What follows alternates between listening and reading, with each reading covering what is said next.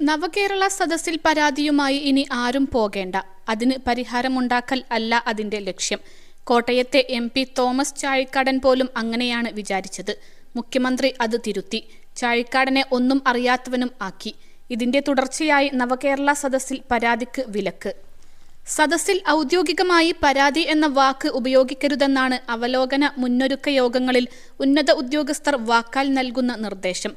ആവശ്യങ്ങളും പരാതികളുമായി ജനങ്ങൾ നൽകുന്ന കടലാസുകളെ അപേക്ഷ, നിവേദനം എന്നീ പേരുകളിലേ വിളിക്കാവൂ.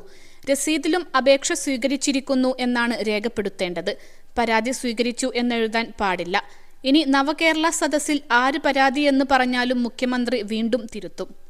നവകേരള സദസ്സിന്റെ പ്രധാന ലക്ഷ്യം പരാതി സ്വീകരിക്കലല്ലെന്ന് മുഖ്യമന്ത്രി പിണറായി വിജയൻ കഴിഞ്ഞ ദിവസം പാലായിൽ പറഞ്ഞിരുന്നു. കേന്ദ്ര സർക്കാർ അവഗണന, സംസ്ഥാന സർക്കാർ ചെയ്യുന്ന കാര്യങ്ങൾ, ഇനി ചെയ്യാനുള്ള കാര്യങ്ങൾ എന്നിവ ജനങ്ങളെ അറിയിക്കാനാണ് നവകേരള സദസ്സ് എന്നാണ് മുഖ്യമന്ത്രി വ്യക്തമാക്കിയത്. ഏതാണ്ട് ഒരു രാഷ്ട്രീയ പ്രചാരണ യോഗം എന്നാണ് മുഖ്യമന്ത്രി പറഞ്ഞുവെച്ചത്.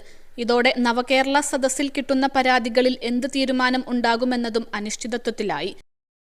+2 ഡിഗ്രി കഴിഞ്ഞവർക്ക് വേൾഡ്സ് ഫസ്റ്റ് AR/VR ക്ലാസ് റൂമിലൂടെ സ്മാർട്ട് ഫോൺ എഞ്ചിനീയർ ആവാം. കൂടുതൽ അറിയാൻ വിളിക്കൂ ബ്രിഡ്കോ ആൻഡ് ബ്രിഡ്കോ.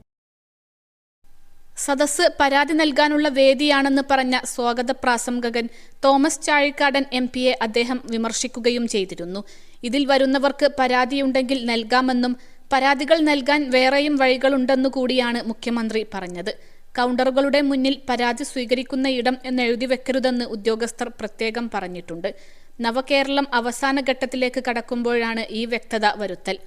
അപേക്ഷകൾ ആക്ഷേപങ്ങൾ ഉണ്ടാകാത്ത വിധം ശ്രദ്ധാപൂർവം കൈകാര്യം ചെയ്യണമെന്നും പറഞ്ഞിട്ടുണ്ട്. അപേക്ഷയ്ക്കൊപ്പം കൂടുതൽ പേജുകളുള്ള പകർപ്പുകൾ സ്വീകരിക്കരുതെന്നാണ് മറ്റൊരു നിർദ്ദേശം. നവകേരള സദസ്സിനു ശേഷം പരാതികൾ പരിഹരിച്ചതിൽ വിവരാവകാശ ചോദ്യങ്ങൾ ഉയരാൻ സാധ്യതയുണ്ട്.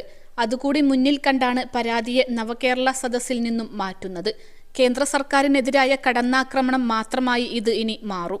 BJPക്ക് ഇരിപ്പിടം കൊടുക്കാത്തതിനാൽ കേരളത്തിന്റെ മതനിരപേക്ഷതയെ തകർക്കാൻ കഴിയുന്നില്ലെന്നും അത് കേരള വിരുദ്ധ നിലപാടായി രൂപപ്പെട്ടിട്ടുണ്ടെന്നും മുഖ്യമന്ത്രി പിണറായി വിജയൻ പറഞ്ഞു. ചെങ്ങന്നൂരിൽ നടന്ന നവകേരള സദസ്സ് ഉദ്ഘാടനം ചെയ്യുകയായിരുന്നു അദ്ദേഹം. കേന്ദ്ര സർക്കാരിന്റെ കേരളത്തോടുള്ള അവഗണനയ്ക്കെതിരെ പ്രതികരിക്കാനും ശബ്ദിക്കാനും പ്രതിപക്ഷ കക്ഷികൾ തയ്യാറാകുന്നില്ല. BJPയുടെ കേരള വിരുദ്ധ മനസ്സിനോടൊപ്പം കോൺഗ്രസിന്റെ മനസ്സും ചേർന്നോ എന്ന് അദ്ദേഹം ചോദിച്ചു. കേരളത്തിന് ലഭിക്കേണ്ട അർഹമായ കേന്ദ്രവിഹിതം നൽകാൻ കേന്ദ്ര സർക്കാർ തയ്യാറായില്ലെങ്കിൽ ഉണ്ടാകുന്ന പ്രതിസന്ധി ഈ സാമ്പത്തിക വർഷത്തിലോ അടുത്ത സാമ്പത്തിക വർഷത്തിലോ പരിഹരിക്കാൻ കഴിയുന്നതല്ല. വർഷങ്ങളോളം നാടിനെ പുറകോട്ട് അടുപ്പിക്കും അത്. നാടിന്റെ പുരോഗതിക്കായുള്ള പരിപാടിയാണ് നവകേരള സദസ്സ്. പ്രതിപക്ഷ കക്ഷികൾ ഇത് മനസ്സിലാക്കുന്നില്ല. ഓരോ സദസ്സിലും എത്തുന്ന പതിനായിരങ്ങൾ കേരളത്തിന്റെ ആകെ ഭാഗമാണ്. ഭേദചിന്തയില്ലാതെ നാട് ഒന്നിക്കുകയാണ്. നവകേരള സദസ്സ് ബഹിഷ്കരിക്കാനുള്ള പ്രതിപക്ഷ കക്ഷികളുടെ തീരുമാനത്തെ ജനങ്ങൾ തള്ളിക്കളയുകയാണ് ചെയ്തത്. ജനവികാരം മനസ്സിലാക്കി പ്രതിപക്ഷ കക്ഷികൾ നാടിന്റെ നന്മയ്ക്കായി ഒന്നായി പ്രവർത്തിക്കണമെന്നും മുഖ്യമന്ത്രി ആവശ്യപ്പെട്ടു. മുടങ്ങിപ്പോയ നിങ്ങളുടെ പഠനം പൂർത്തിയാക്കൂ. അംഗീകൃത യൂണിവേഴ്സിറ്റികളിൽ നിന്നും ഓൺലൈനായും ഓഫ്ലൈനായും. Aid education. കോൾ 9037242243.